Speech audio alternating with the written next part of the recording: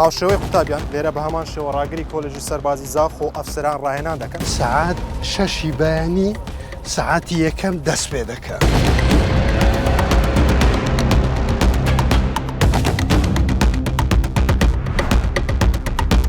دوای ئەوەی قوتابیان مەشق و ڕاهێنانی خۆیان کرد و نانی بەیانیان خوارد، ئێستا دووبارە گەڕاونەتەوە گۆڕەپانی مەشق و ڕاهێنان.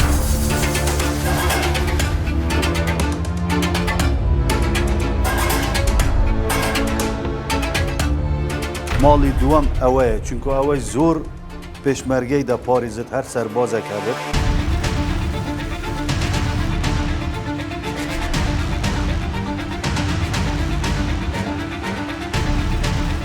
کۆلێژی سەربازی زاخۆ بە باشترین کۆلێژ لەسەر ئاستی تەواوی عێراق دەستنیشان دەکات. سڕی سەرکەوتنی ئەو کۆلیژە پێویستە تو لە هەموو بابەتەکان ئیش لێ بکەیت.